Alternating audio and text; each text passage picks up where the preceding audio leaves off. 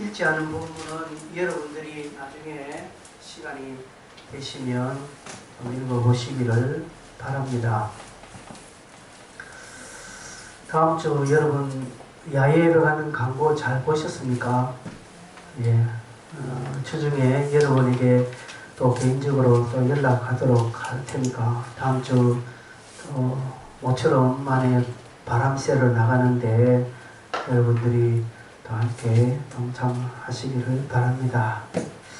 지난 한 4주간 정도 설교를 주일 설교를 한 데 있어 좀 담대함에 관한 설교를 좀 중점적으로 한 것 같습니다. 바울의 담대함. 오늘 제목이 바울의 담대함입니다. 여러분, 담대함이 뭘까요? 담대함. 담대하다 우리가 생각하면 흔히 용감하다.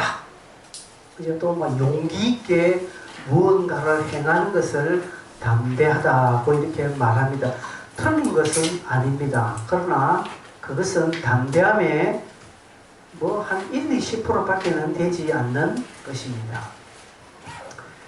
여러분, 여기에 제가 조금 전에 설명한 여기에 확신, 믿음이 들어가야 담대함을 온전하게 설명할 수 있습니다. 여러분, 깡패들이 얼마나 담대합니까? 그죠? 위통 벗고 서면 저 사거리에서 칼을 들고 막 그걸 보고 담대하다고 할까요? 아니요. 그걸 보고는 담대하지 않습니다. 그걸 보고는 무모하다. 그죠? 그렇게 하지. 그런 깡패들의 어떤 조폭들의 그런 패싸움을 보고 야, 담대하다고 하지 않습니다. 담대하다라는 것은 그 안에 용기 있는 행동, 용감한 행동도 있지만 거기에 플러스 확신, 어떤 진리에 대한 확신, 믿음에서 오는 행동들이죠. 여러분, 정치권에서 막 어떤 법안들을 할 때 날치기 하잖아요. 얼마나 담대하게 하는 거예요. 그걸 보고 담대하다는 거예요. 왜냐면 자기들이 신념이 있으니까 거기에. 그지요? 신념이 꽉 차 있으니까 그런 행동을 하는 거지.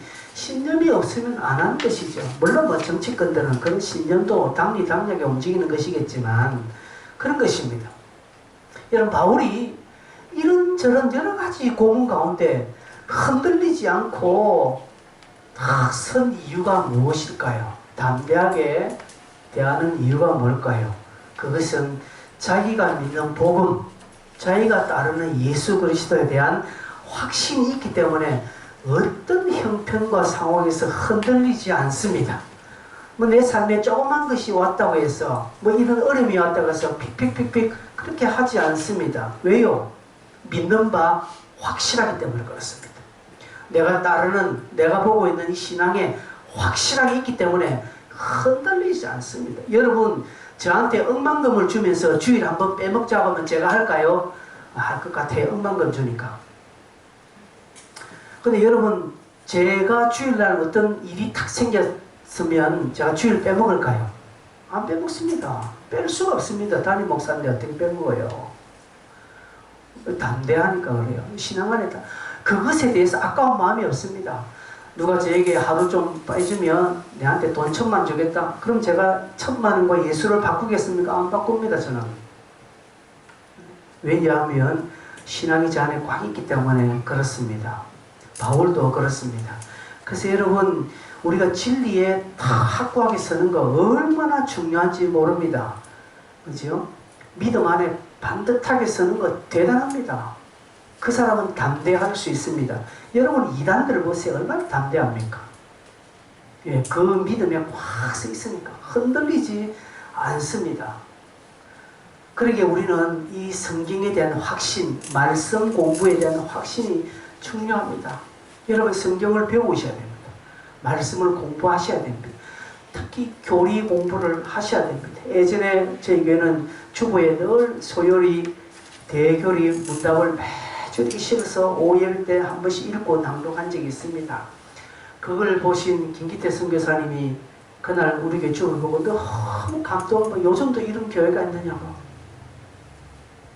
언젠가부터 한국교회 교리가 약해졌습니다. 한국교회는 말씀이 약해졌습니다. 뭐가 강세였습니까? 프로그램이 강세였습니다. 교회의 프로그램, 어느 좀 크게 특별하게 뛰어난 교회가 성장한 그 성장의 비결, 그죠? 어느 교회가 이 일을 해서 교회가 그 다음에 막 한국교회 목회할 다 달려가서 그거 배우고, 또 저것이 좀 잘 된다고 다 달려가서 그거 배우고, 이 성장주의가 목표가 되었기에 프로그램은 교회가 휘황찬란하게 합니다. 돈을 씁니다. 그러나 정작 말씀, 이 교리에 관한 부분은 점점 약해져 가고 있다는 것이죠. 이 빈틈을 누가 차고 들어왔습니까? 이단들이 차고 들어온 것이죠. 이단들은 틀렸지만 그들의 이단의 교리를 얼마나 체계 있게 교리 공부하는지 모릅니다. 신천지 가보십시오. 그죠? 몇 분 방방방방이 있습니다. 그냥. 그래서 방을 징급징급 했어요. 굉장합니다. 우리나라의 굵직굵직한 이단들 보십시오. 이단들은 그들만의 체계가, 교리가 얼마나 다, 이단들 교회에는 프로그램이 없습니다. 이단들은 오직 하나, 공부. 그리고 시험도 쳐요. 공부 그리고 전도 두 가지밖에 없습니다. 이단들은. 그러나 기존 우리 개신교 복음적인 교회는요, 공부 없습니다. 왜? 교회들이 다 싫어합니다. 안 좋아합니다. 1부는 어떻게 하든지 짧게, 2부는 풍성하게. 그럼 눈이 번쩍 뜨이죠. 1부는 견딥니다. 참습니다. 인내합니다. 거기는 인내를 잘해요. 그리고 이제 2부를 주점으로 가는 것이죠. 그러니까 말씀이 약해지는 것이죠. 말씀이 약하고 교리가 약해니까 이단들이 침투하면 다 넘어가는 거예요. 여러분, 우리가 성경 공부 중요합니다. 말씀을 배우는데 여러분 정말 중요합니다. 이 부분에 열심을 내셔야 됩니다. 성경 공부하자면 그거 왜 해야 되는데요? 이 소리에 싸면 입을 한 대 쳐야 돼요. 말씀 공부는 우리 평생에, 그죠? 성경 공부는, 교리 공부는, 하나님에 대하여서 공부하는 것은 평생에 걸쳐서 해야 하는 부분입니다. 앞으로 이 부분을 이제 집중적으로 할 겁니다. 이제 5월부터 우리가 이제 다음 주 야예배 갔다 오고 그 다음 주부터는 이제 오후 예배를 할 겁니다. 식사도 하고요. 그러면 이제 오후에 이 부분을 가지고 제가 조금씩 공부해 갈 겁니다. 바울이 이 부분 가지고 오늘 유대인들, 당시 이방인들, 군인들에게 복음을 전합니다. 그래서요, 벨릭스나 좀 당시 지도권에 있는 사람들, 군인들이 이 바울이 전하는 복음에 귀를 기울이게 됩니다. 물론 목적은 좀 달랐지만 귀를 기울이게 되는 결과를 얻게 됩니다. 본문 24장 1절 보면 대제사장 아나니아가 어떤 장로들과 함께 내려오죠. 이제 여기서부터 이제 바울과 함께하는 교리 전쟁, 말씀 전쟁이 일어납니다. 그렇게 해서 쭉 설명해서 여러분 24절 보십시오. 24절에 보면, 25절에 보면 바울이 의와 절제와 장차 오는 심판을 강론했다라고 말합니다. 의와 절제와 장차 오는 심판을 강론했다. 말한 것은 예수 그리스도의 복음을 강론했다는 것이죠. 강의를 했다는 것이죠.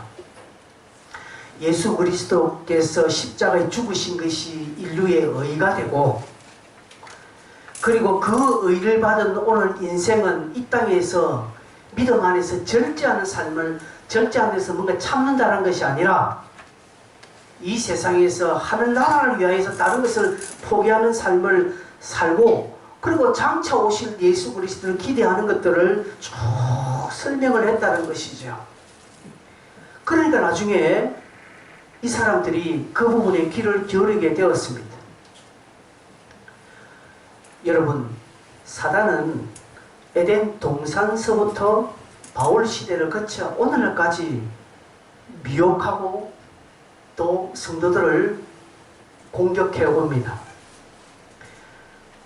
어떻게 공격해 옵니까? 첫째는 의심입니다.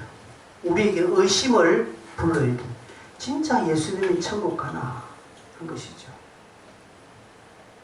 그냥 신앙생활, 부처를 믿든지, 저 이슬람을 믿든 천주교 믿든지, 그렇게 뭐 종교생활 하고 이 땅에서 착하게 살면, 뭐 나쁜, 다른 사람한테 해안 끼치고, 내가 착하게 살면 좋은 대학 가겠나? 의심입니다.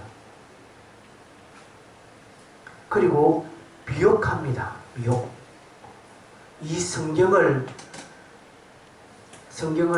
그럴까하게 여깁니다.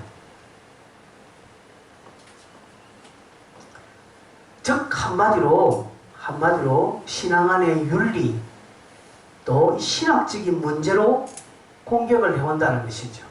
즉 애매한 문제를 가지고 늘 공격해 옵니다. 성경이 말하고 있는 명확한 부분에는 사단은 건들지 않아요.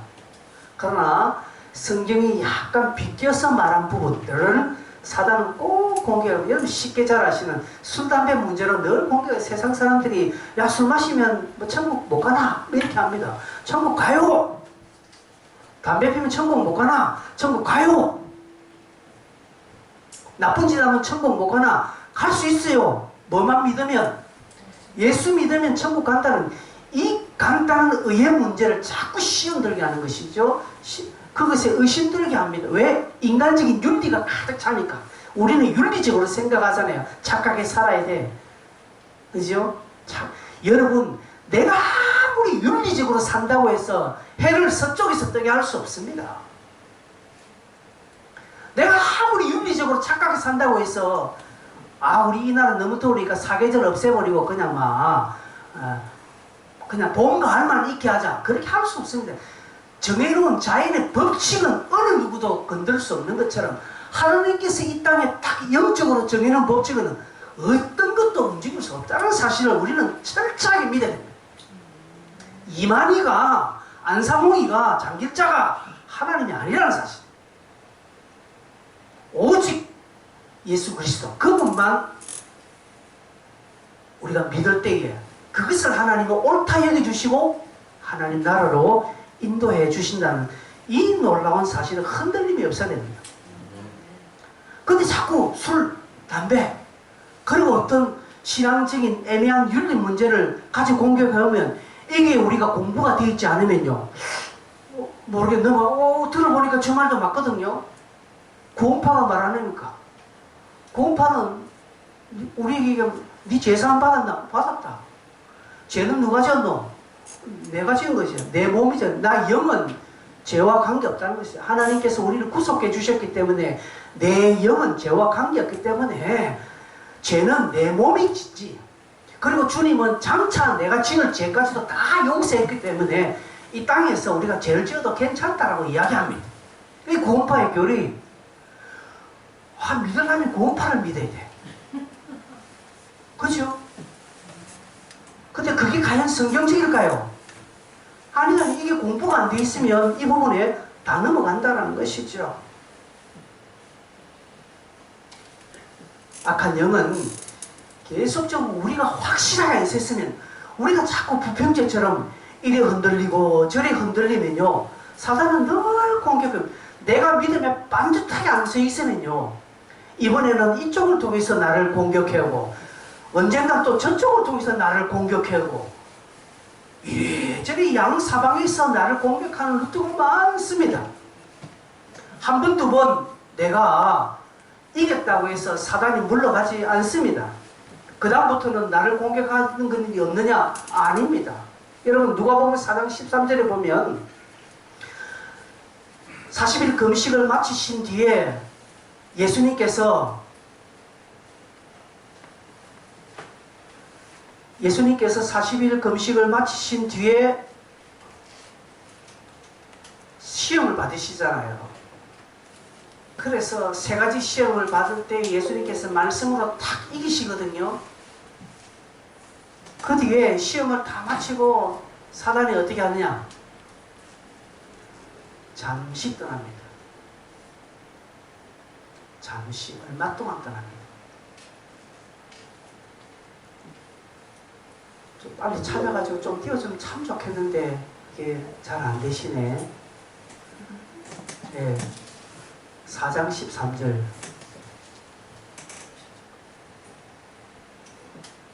여러분이 성경책에 한번 보시면 사단이 예수를 시험 다 마치고 이제 딱 예수께서 승리하시니까 얼마 동안 떠나니라 라고 되어 있죠. 예, 이게 뭡니까? 얼마 동안 떠난다는 것은 또 온다는 것이죠. 예수님께도 그렇게 사단이 공격해왔다면 오늘 우리야 뭐 말할 것 없지 않습니까? 그러니까 우리는 여러분 말씀이 붙게 쓰는 거 중요합니다. 성경을 많이 읽으셔야 되고 그리고 성경 위에 덩달이 서야 하는 것입니다. 이 성경 위에는 그 어떤 것도 우리에게 진리가 될 수 없다는 것을 믿고 이 성경을 발견하고 우리 안에서 성경적 가르침을 체계화시켜 나가야 됩니다. 그래서요 신학이 필요한 거예요. 그래서 교회 안에 영적인 훈련, 이 공부가 필요한 것입니다. 사단을 어떻게까지 공격해 온 줄 아십니까? 조금 전에 우리가 1절 읽었잖아요. 대제사장 아네아니아가 변호사 드들로와 함께 내려옵니다. 총독이 있는 자리까지 내려옵니다. 가이사랴까지 내려왔다는 것이죠. 즉 예루살렘에서 가이사랴까지 내려왔다는 것이죠. 이 거리가 약 100km 이상 됩니다. 여러분 요즘은 100km는 차 타면 금방입니다. 저도 뭐 자전거 타고 100km 가는데요. 금방입니다. 차 타면 금방이죠. 그 당시 교통수단으로 볼 때 100km를 걷는다는 것은 오래 적어도 한 3, 4일을 걸었을 거예요. 아니 말 탄다 하더라도 그 정도는 가는 거리입니다. 그 엄청난 거리를 대제사장 아나니아 당시 나이가 80이 넘었습니다. 이 아나니아라는 나이 많은 대제사장이 내려옵니다. 무엇 때문에요? 바울을 죽이려고. 엄청난 열심이지요. 열정이지요. 사단은 이렇습니다. 사단은 열심입니다.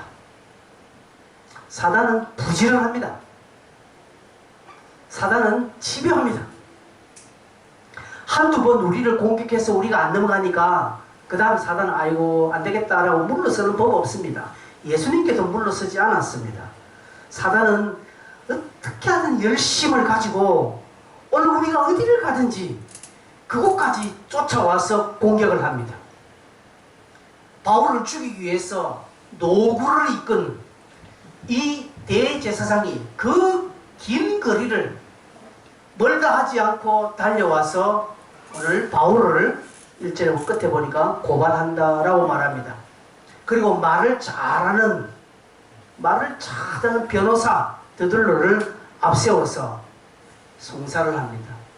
그래서 드들로가 어떻게 합니까? 3절에 벨릭스 각하여 우리가 당신을 힘입어 태평을 누리고 이민족이 당신의 선견으로 말미암아 여러 가지 개선된 것을 우리가 어느 모양으로나 어느 곳에서나 크게 감사하나이다. 여러분 이 말이 무슨 말인지 아침 하는 말인지 대충 알겠죠? 여러분 벨릭사는 요세푸스 역사에 의하면 벨릭스는 그 당시 이스라엘을 다스리는 그 총독들 중에 가장 악한 총독으로 이렇게 소개되고 있습니다. 그는 엄청난 부정부패를 저지르고 또한 그 유대인들을 보는 앞에서 대중들을 그냥 학살하는 그런 잔인무도한 자입니다. 결국 이 벨릭스는 나중에 고발이 되어서 로마로 압송되어 황제에 의해서 제거가 됩니다. 직접 황제가 했다라고 말합니다. 이런 폭군이요 악정을 개하는 그런 관료 앞에 이 드들로가 입에 발을 말하지 않아 당신을 힘입어서 태평을 누리고 이민족이 당신의 성견으로 말미암아 여러 가지 개선되었다라고 이야기를 합니다. 우리나라 일제시대에 일제의 앞잡이들이 그렇게 일본 사람들 앞에서 이런 이야기를 했지 않겠습니까? 그렇게 하는 이유가 무엇입니까? 이렇게 말하는 이유는 딱 하나, 내가 유리해지게 하는 것이지. 다른 것 없습니다. 이렇게 말하면 내가 조금이라도 유리해지지 않을까, 조금이라도 내가 혜택을 보지 않을까라는 그 마음 위에는 없습니다. 더들로도 마찬가지입니다. 지금 바울을 고소하는 책에 있어서 어떻게 하든 내가 이렇게 사바사바사바 이야기해서 바울을 불리하게 만들고 고발한 주체 자기들은 좀 유리하게 만들도록 하는 것이 이 고소의 목적입니다. 그러면서 고소하는 그 기소에 세 가지가 있습니다. 5절에 보면 우리가 보니 이 사람은 전염병 같은 자라, 옛날 성경에 연병이라고 말합니다. 천하 흩어진 유대인을 소요하게 하는 자요 나사렛 이단의 우두머리라. 첫째는 이 사람 전염병 같은 자고, 두 번째는 이 사람은 이단이라는 거예요. 이단의 우두머리라는 것이죠. 그리고 6절에 보면 6절 보면 세 번째, 그가 또 성전을 더럽게 하려 함으로 우리가 잡았다라고 말합니다. 성전을 더럽게 했다라는 것이죠. 이 세 가지, 바울을 고소한 내용 세 가지, 연병, 전염병, 이 사람은 많은 사람들의 정신세계를 어지럽게 만들고 이단이라는 것이죠. 그리고 이단의 우두머리라는 것이죠. 그리고 성전을, 우리가 지금 예배하는 이 성전을 더럽게 만드는 자라고 말합니다. 그런데 첫째 두 가지는요, 첫째 두 가지는 다 무의로 끝나는 거예요. 증거 없음이 되는 겁니다. 이렇게 말하는 것은 다분히 정치적인 것이죠. 정치적인 것이죠. 다른 이유 없습니다. 이단의 개수라는 것도 그런 연병에 걸린 것이란 이런 것들도 다 이 벨릭스가 상식적으로 볼 때에 합당하지 않은 것이죠. 이 증거가 불충분한 것이죠. 근데 딱 하나, 6절에 보면 성전을 더럽게 했다는 것은 이거는 벨릭스도 어떻게 할 수 없는 유대인들의 고유 권한에 해당되는 거예요. 로마는 정치적으로 행정적으로 이스라엘을 식민지하고 지배하였지만 종교적으로는 건들지 않습니다. 종교적으로는 이 유대교는 인정해 줍니다. 축구를 인정해 주는 것이죠. 왜? 이게 굉장한 거예요. 유대교라는 것은 이스라엘이란 말입니다. 그래서 이 유대교를 건드리면 이스라엘을 건드리기 때문에 이 식민 정책이 실패할 수 있는 확률이 크니까 로마도 이것을 인정해 줍니다. 그래서 이스라엘의 종교 문제만큼은 인정합니다. 나중에 여러분 그 빌라도도 그렇지 않습니까? 빌라도도 그렇게 하지 않습니까? 종교 문제는 손 빼는 거예요. 너희들 알아서 해라고 하는 거죠. 그럼 너희들 종교에 보면 어떻게 하느냐? 십자가에 못 박아야 된다고 하니까 결국 빌라도도 그들의 종교의 법을 따라서 십자가에 못 박도록 그렇게 내어주는 것입니다. 정치적으로, 종교적으로, 행정적으로 고발하는 것이 있지만 더둘로가 딱 지금 염두에 두는 것은 세 번째입니다. 성전을 더럽게 했다. 성전 모독죄는 이거는 고유한 권한으로 로마도 관여하지 않습니다. 그래서 이것을 이용합니다. 이것을 가지고 공격합니다. 여러분, 오늘 사단도 우리를 공격할 때에 어떻게 할 수 없는 것을 딱 공격해 옵니다. 여러분, 사단이 성도들의 법적인 문제, 정치적인 문제, 이런 행정적인 문제를 사단이 걸고 오지 않습니다. 여러분, 교회가 조금 행정적으로 실수한 것을 가지고 세상이 막 공격해 옵니까? 하지 않습니다. 사단이 공격해 오는 것은 항상 이 교회 안에 교리의 문제를 이슈화 시켜서 공격해 온다는 사실입니다. 그래서 우리는 결국 말씀으로 이길 수밖에 없습니다. 성도들이 말씀의 지식과 말씀에 깨어있지 않고 말씀으로 훈련받지 않으면 사단의 공격이 쉽게 넘어가는 것이죠.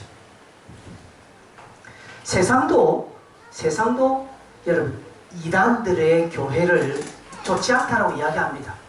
예수 안 믿는 사람들도요, 여러분 신천지가 나쁘다는 것을 알고 있습니다. 그 신천지가 하면서 나쁘다고 알아요. 그런데 신천지나 우리나 같은 하나님을 믿고 있는 것을 알고 있습니다. 신천지나 너무나 똑같지 않느냐라는 것이죠.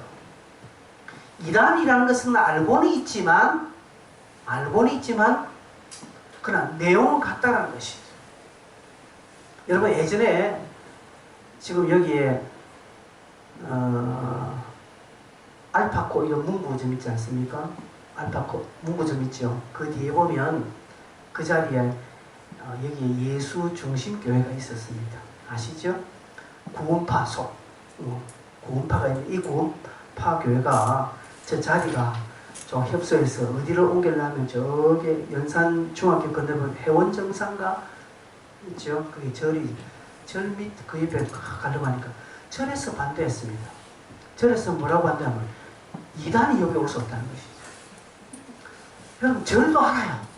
우리가 일반 건전한 기독교는 우리가 뭐 괜찮다라고 하는데 기독교도 이단으로 여기는 그 이단 교회가 우리 절 옆에는 올 수 없다고 해서 아마 절이 반대해서 저로 다른 데 갔습니다. 여러분 세상도 이렇습니다. 그런데 교리로 들어가 보면 세상은 모릅니다. 그게 관여하지 않습니다. 그거는 뭐 신천지 되거나 교회나 뭐 똑같은 이야기 아니가. 이렇게 뭉뚱그려서 공격하면 그럴 때 우리가 말 못하고 멍하게 있어버리면 넘어가는 거예요. 신천지랑 우리가 교리가 같습니까? 다릅니다. 안상홍이 다릅니다. 하나님의 교회는 이제는 장길자 어머니 하나님 이렇게 하세요. 왠지 하나님이 여자로 바뀌었습니다. 그쪽에가. 신천지 이만희가 죽으면 어쩌려는 거예요. 또 하나님 또 넣을 거예요. 미리 준비해놨다고 하더라고요. 이렇게 이단들은 철저하게 준비하고 그들의 교리를 계속 메꿔 나가고요. 계속적으로 공격할 수 있는 틈, 그리고 이 우리 건전한 보수교단들을 공격하려고 빈틈을 막 놀리고 오는데 우리는 여기서 늘 세워라 내워라 믿으면 구원받는다라는 그 한 가지만으로 가다 보니까 나중에는요 툭툭툭툭 넘어가는 거예요. 왜 기성교회에서 오랫동안 신앙했던 장로님들이 목사님이 그래 넘어갑니까? 내가 알면 우리 교단에는 목사도 신천지로 갔거든요. 장로님들 얼마 전에 우리 교회 앞에요. 아주 양복을 입은 한 50대, 한 60대쯤 어르신들이 다 두 사람이 내를 기다리고 있는 거예요. 들어오니까 목사님이 왜 그렇다니까? 아유 목사님 우리가 기다렸다. 기다렸습니까? 어디서 오셨습니까? 하니까 자기는 안드레 지파에서 온 이제는 신천지가요 공개적으로 자기가 신천지에 왔다라고 소개합니다. 내가 신천지 안드레 지파에 누구누구다 다 소개합니다. 간도 크죠? 그래서 제가 신천지하고는 제가 말하지 않습니다. 라고요. 목사님 지도를 받기 위해서 지도요 신천지에서 나오세요. 내 지도 받으러 왔다면 신천지에서 빨리 나오세요. 그게 아니고 목사님 좀 우리가 좀 약한데 가르쳐 달라고. 이분도 고신척에 있는 장로님인데 신천지 왔다라고. 어느 교회 장로예요? 내가 이렇게 보니까 대답은 못해요. 늘 꽁사발이치고. 그죠? 제가 당신들에게는 제가 지도해 줄 것이 딱 하나밖에 없습니다. 빨리 그곳에서 나오세요. 이만희 손에서 나오세요. 거기에서 어떤 다른 말을 할까요? 여기에서 제가 담대함이 없으면 만약에 여러분 앞에 누가 신천지 사람 왔다면 여러분 겁낼걸요? 겁을 푹 내고 마음이 푹 두근두근 하면서 뒤로 빠졌을 건데 여호와의 정인에서 왔다면 저는 옛날 대학생 때 여호와의 정인 두 사람을 제 방에 불렀어. 차 한잔 먹이고 신랄하게 한판 했습니다. 신랄하게 하면 그때는 뭐 제가 아는 것도 없습니다. 근데 이제 제 책꽂이에 보니까 뭐 하나님의 열심 이런 뭐 신학적 처지 그 종교적 신앙서적이 많으니까 이분들이 놀라는 거예요. 전도사님이 전도사가 내 학생이다고 붙어보자고 이야기. 그때는 제가 먼머리 붙었어요. 있는 지식 없는 지식 다 끄집어서 한판 했습니다. 그 다음에는 안 옵니다. 갈 때는 자기들 위에 선생님 모시고 오겠다고 갔거든요. 안 오더라고요. 근데 제가 거기서 우물쭈물하고 말 못하고 한번 생각해 볼게요. 뭐 이 정도 했으면 분명히 그 사람들은 왔을 거라고요. 여러분 우리가 말씀의 담대함, 이 믿음의 담대함이 이기는 거예요. 거기서 우물쭈물하고 거기서 적당히 합의 봐주면 넘어가는 것입니다. 그래서 이제 바울이 그런 이야기하니까 10절부터 우리가 읽지 않지만 읽어보십시오. 바울이 뭐라고 딱 이야기해 변정을 합니다. 변정, 조목조목 따집니다. 조목조목 따지면서 저들이 말하는 연병이 아니라는 것을 이야기하고 나는 이단의 우두머리가 아니라라고 이야기를 합니다. 그러면서 나는 저들이 믿는 것과 내가 믿는 것이 다를 바 없다라고 이야기를 합니다. 저들이 섬기고 있는 것을 나도 섬기고 있다. 14절에 보십시오. 나는 그들이 이단이나 하는 도를 따라서 조상의 하나님을 섬기고 율법과 선지자의 글에 기록된 것을 다 믿는다. 저들이 이단이라고 말하는 그 하나님을 저들도 믿다는 것이 자기들도 믿고 따른다는 것이죠. 나와 같다라고 변정을 조목조목 합니다. 우리 예수 믿는 성도가 인내해야 될 것이 무엇이고 참지 말아야 할 것이 무엇인지 알아야 됩니다. 우리는 내 성격 건드리고 내 자존심을 건드리는 참지 않습니다. 막 달라듭니다. 여기는 참아야 돼요. 근데 하나님의 영광, 복음, 성경에 대해서 달려오는 것은 참으면 안 돼요. 여기서는 내가 몰라도 끝까지 달라들어야 돼요. 근데 우리 거꾸로 하고 있다는 것이죠. 하나님의 영광이 가려지고 복음이 무력화해지고 사단이 득세하는 것을 내 눈앞에 일어날 때에 이걸 내가 받아들이면 안 되는 것입니다. 물고 늘어지는 것입니다. 끝까지 가야 되는 거예요. 그들이 지적하는 것이 아무리 맞다 할지라도 그러나 여러분 우리가 하나님 앞에서 의롭다 여기는 것은 옳고 그름의 문제가 아니라는 것이죠. 교회가 실수할 수 있죠. 성도가 이 땅에서 범죄할 수 있죠. 그들은 그것을 지적합니다만 우리는 그렇게 옳고 그름이 그름이 아니라 우리는 믿음이냐 아니냐, 믿음이냐 불신이냐 이 문제를 들고 우리는 나가야 된다는 사실입니다. 우리를 향한 예수 그리스도의 십자가의 구속, 이것은요 우리의 실수를 다 듣고 우리의 허물을 다 듣고 충분히 남음에 있는 은혜입니다. 하나님의 십자가가 우리의 죄를 사해주지 못할 덕목이 어디 있습니까? 우리의 죄 가운데는 주님의 십자가 어느 부분까지 용서해 줍니까? 그런 거 없습니다. 다 용서하고 남음이 있습니다. 근데 세상은 이것을 공격해 오는 것이죠. 사단은 그렇게 공격해 옵니다. 교리적으로 이단들은 그렇게 공격해 옵니다. 이런 부분에 우리가 암묵적으로 인정해서는 안 된다는 것이죠. 그렇기 위해서는 우리가 말씀에 대한 확신함이 서야 합니다. 여러분, 예수 그리스도는 이미 2000년 전에 그의 십자가로 말미암아서 세상의 모든 것들, 사단의 모든 것들을 무력화시켜버렸습니다. 사단의 모든 것들을 주님은 완전하게 까발리시고 무력화시켰습니다. 이게 여러분에게 찾았으면 골로새서 2장 15절에 있는 것입니다. 한번 찾아볼까요? 여러분 중요한 것입니다. 골로새서 2장 15절 빨리 한번 찾아보십시오. 골로새서 2장 15절 찾았습니까? 찾으신 분은 다 같이 한번 읽어볼까요? 시작. 통치자 근세를 무력화해 드러내어 공격거리가 삼으시고 십자가로 그들을 승리하십니다. 예전에 보면 정사와 근세를 아우를 말하는 통치자들과 근세들을 무력화했다. 저 사단을 말하는 것이죠. 사단의 세력을 주님은 무력화시켰다는 것이죠. 무력화, 완전히 발가벗겨버리고, 그죠? 그리고 구경거리로 다 만들어 놓았어요. 십자가로 승리하셨다고 이미 말씀하셨습니다. 저런 말씀에 우리가 든든하게 서야 됩니다. 그래서 저런 말씀을 여러분 암송하셔야 됩니다.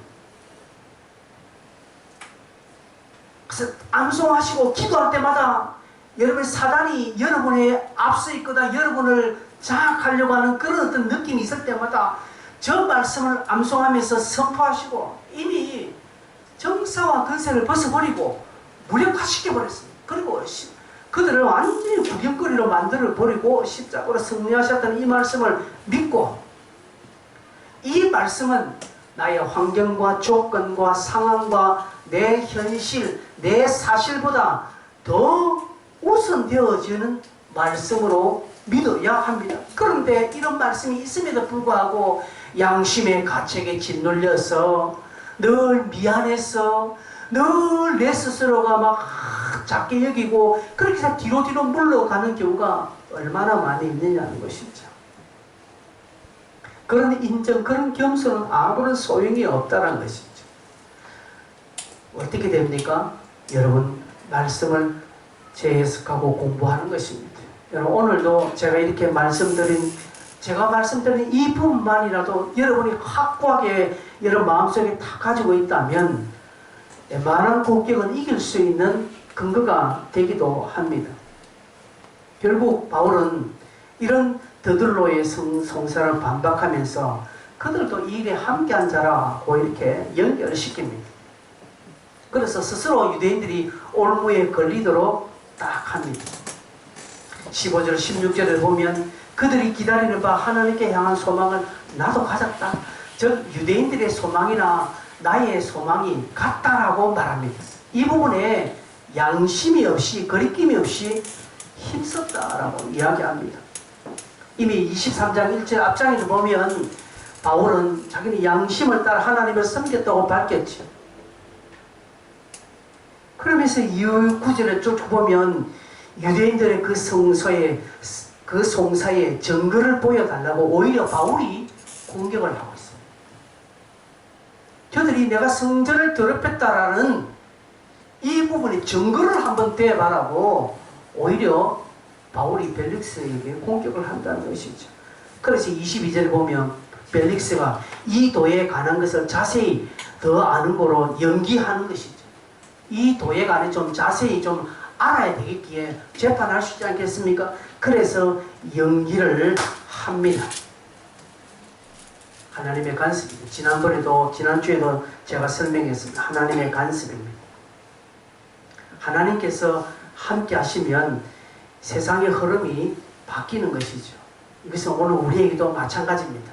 여러분, 내 앞에 있는 환경이 나를 이기고 지금 내 앞에 있는 상황이 득세하여서 내가 옴짝달짝할 수 없는 그런 불리한 상황이 있다 할지라도 우리가 하나님을 믿는 믿음을 딱 견지하고 믿음이 흔들리지 않고 분명히 딱 서 있으면 하나님의 간섭의 손길이 확 일어납니다. 하나님의 권능의 손길이 일어납니다. 그래서 돕는 사람이 생깁니다. 돕는 사람이 생기고 또 나와 함께 협력하는 사람이 생기는 것입니다. 어제 제 동기 목사님 한 분이 저에게 전화 왔습니다.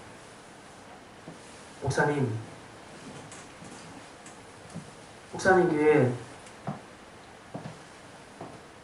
전자드럼을 제가 하나 선물하겠습니다. 아니 왜 예전에 동기 모임에서 제가 이 디지털 드럼에 대해서 조금 설명이 있거든요. 그래서 우리 교회가 저 드럼을 지금 20년째 쓰고 너무 나는 이제 전자드럼을 바꿔야 되겠다 라고 하면서 전자드럼인데 이리 목사님 그걸 기억하고 있고 자기 5월달에 자기 교회 임직식이 있는데 임직식이 있으면 그때 헌금 가지고 목사님께 드럼을 한 대 저희가 선물하겠습니다. 그래서 제가 목사님 괜찮아. 저는 말 한마디만 했는데 그냥 괜찮습니다. 다른 교회 그냥 흘려보내십시오. 제가 그렇게 말하지 않았습니다. 그렇게 말하지 않고 뭘 이런 걸 다 하면서 주소를 불러주고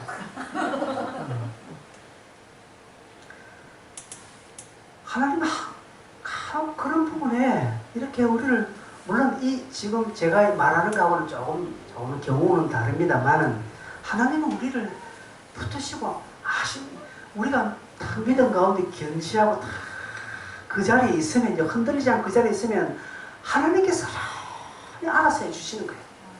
그냥 우리 부모들도 자녀들 그래 않겠습니까? 다 있으면 알아서 하실 건데 막 설레발치면 결국은 1등할 게 2등밖에 못하는 거예요.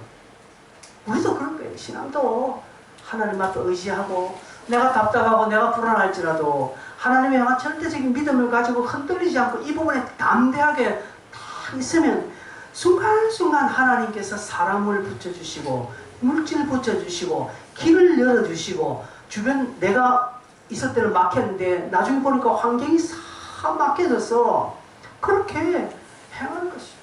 아까 그 목사님도요. 자기 교회 그런 게 있었어요. 자기 교회 주는데 뒤에 보니까 땅덩어리 다 묶여있는 거예요. 다 묶여있는 겁니다.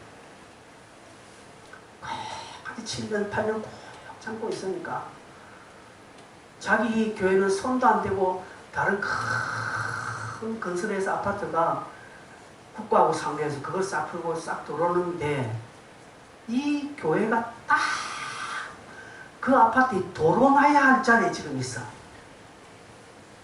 그래서 이 아파트가 목사님 찾아서 목사님 조금 한 300m만 좀 더 떨어주시면 우리가 목사님 교회 지어드리겠습니다.